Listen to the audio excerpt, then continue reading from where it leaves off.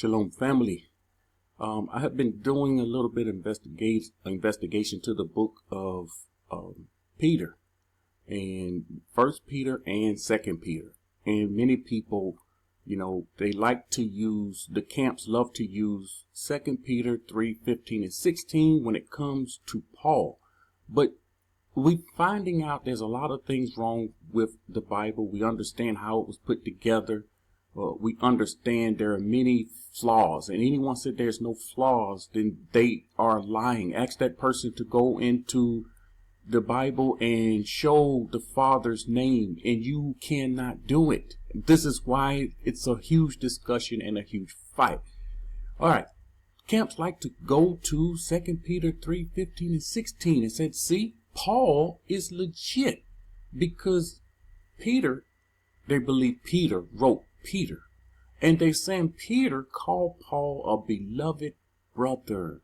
And, people twist Paul's writings. His writings are hard to understand. Well, see, I've been hearing this from them. And I hear it, and I hear it, and I hear it. And I say, okay, we have to do something. We have to do something about this. We have to make known to the people. So what I did here, I put together some things.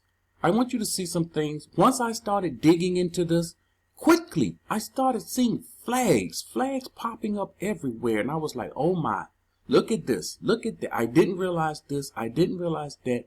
And so this is what I'm going to do here. Let's see. 2 Peter 3:15 and 16. So what I'm going to do here, I'm going to show who wrote this. I'm going to show and prove who wrote this. And you're going to see 2 Peter 3:15 and 16. This is what they like to use. And consider that the long suffering of our master is salvation, as also our beloved brother Paul. So right there it says, see, Peter is calling Paul a brother, according to the wisdom given to him, as written to you, as also all his epistles, speaking in them of things in which are some things hard to understand. So the camps are saying, see, they're hard to understand for those that unlearned, untaught. It says, which untaught and unstable people twist to their own destruction, as they also do the rest of the scriptures. This is a major flag. This writer is not Peter. This writer is telling us that he's referring to Paul's writing as scripture. Nowhere in the so-called New Testament does it call itself scripture. It always points to the Old as being scripture. That's because the New Testament is not scripture. This is a fact. And this is the only place that we find this. All right. So they're thinking Peter wrote this, and Peter giving his stamp of approval with Paul. So that means we can use Paul's letters or Paul's writing, and we can take what he said to be true. And it also makes these camp leaders look smart, educated, knowledgeable, full of wisdom, because they can tell you and they can teach others, we understand Paul. And people like myself don't understand him because his writings is hard to understand. Of course, we understand you're not in the Ruach if it's hard to understand. If I bring something out on this channel, it's hard for you to understand. You can know and be assured this did not come from the Most High. So what you're going to see here is not hard to understand. Now, many scholars believe the first letter of Peter and the second, they don't believe the same person wrote the letters. Now, what are you going to see here? That's not the point. But what you're going to see is it's possible. It's very possible that you have different writers. That is possible. But what is fact is the fact that Peter didn't write it. And there were many scholars that believed this. As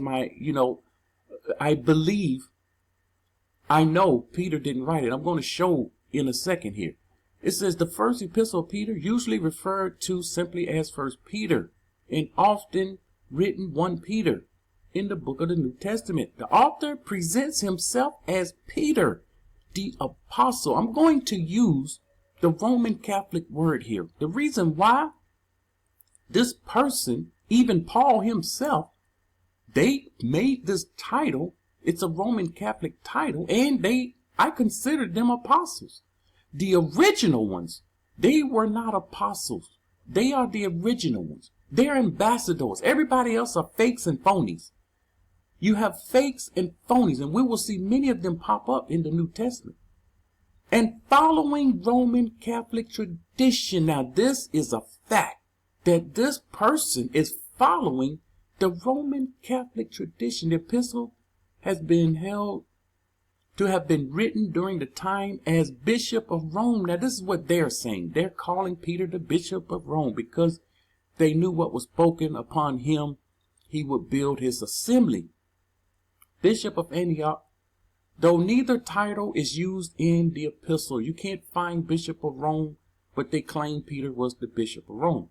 The text of the letter states that it was written from Babylon. This is a fact. It's supposed to have been written from Babylon. The letter is addressed to various assemblies in Asia Minor. Who else wrote to all these different assemblies in Asia Minor, suffering religious persecution? All right, let's go to authorship.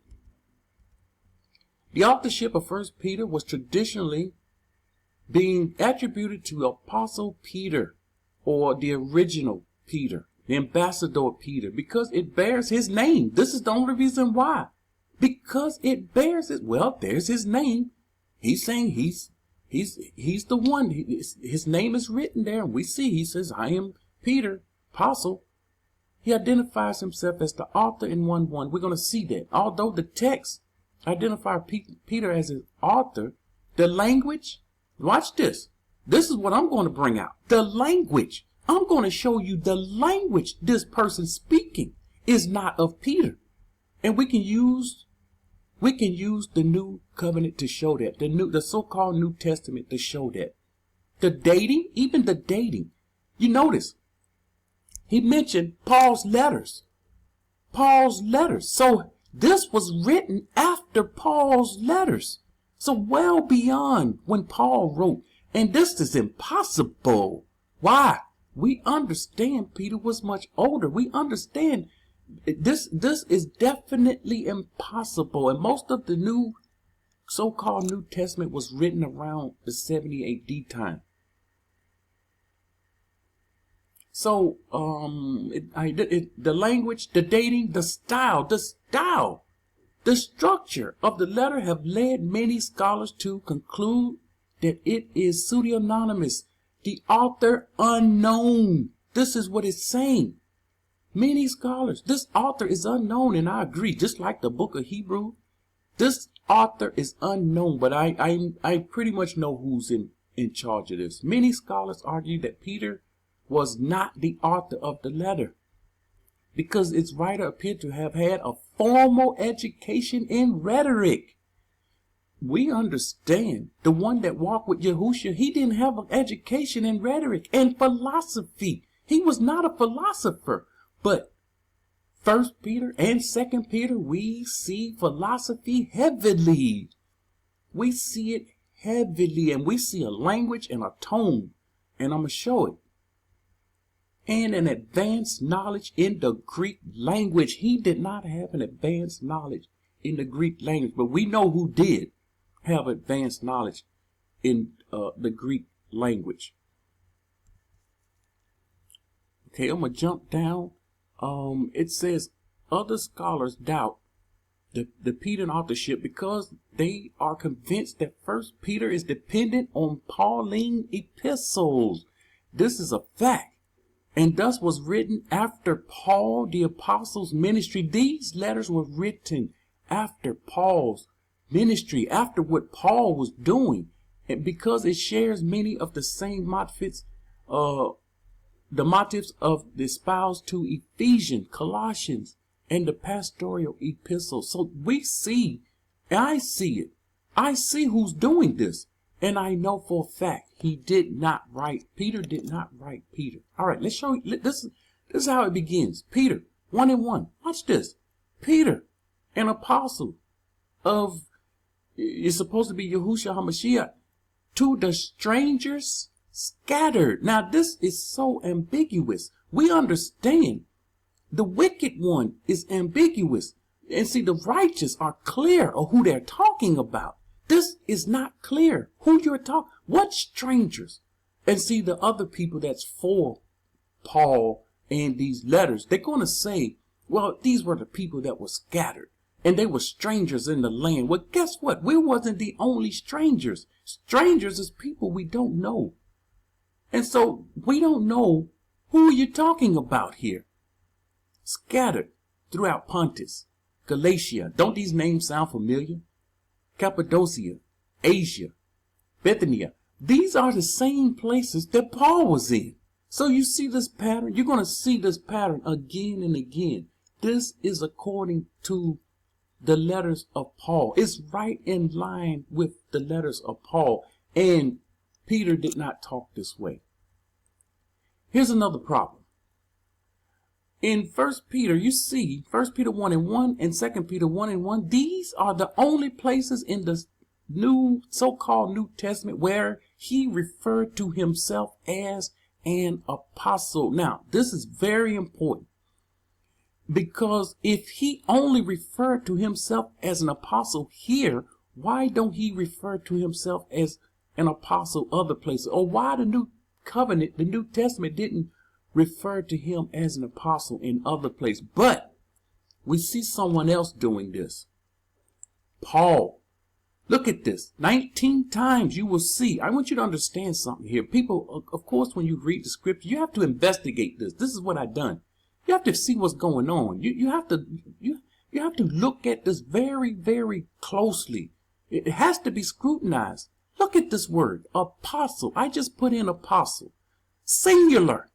You see, they didn't speak this language. This is Paul's language. Apostle, singular, 19 times. All by Paul himself. Look at this.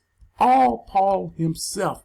Except for Hebrews. Okay, we can throw Hebrews in the hat. I told you. Something is wrong with the book of Hebrews. The book of Hebrews. And of course, only Paul spoke with this singularity. You know, singularity. Doesn't that sound familiar with what they're doing with AI? Singularity. He the only one that spoke this language. He has his own language. We just don't understand his language. How did they refer to themselves? S with the plural. Every time. Again, this investigative here. Every time you see this, every time they refer to them as one unit. See, when you refer to Yasharal, you're talking about Yasharal as a unit. When one commit iniquity, we all commit iniquity. One unit. Yahushua said he prayed to the Father that they may be one unit and not split up, not separated. Look at this. So we see them referred to with the plural, but never the singular. Never the singular. All right. This is 1 Peter 5:13 and 14. And I'm going to go into the scripture also. I'm going to go in and show you what I came up with concerning this. This is not the work of Peter. So it says, she who is in Babylon, elect together with you, greets you. So does Mark, my son. Look at this. So does Mark, my son. Peter was taught by Yahushua himself. We got to understand this. He was taught by Yahushua himself. And he knew you don't refer to another man as your son. If he's not your son, he's referring to another man as his son. And greet one another with a kiss of love. This is what we did in Christianity. They had us kissing and hugging other people's wives. This is wickedness. You shouldn't be kissing and touching and hugging another man's wife. This is wickedness, and this is what they had us doing because of this mess.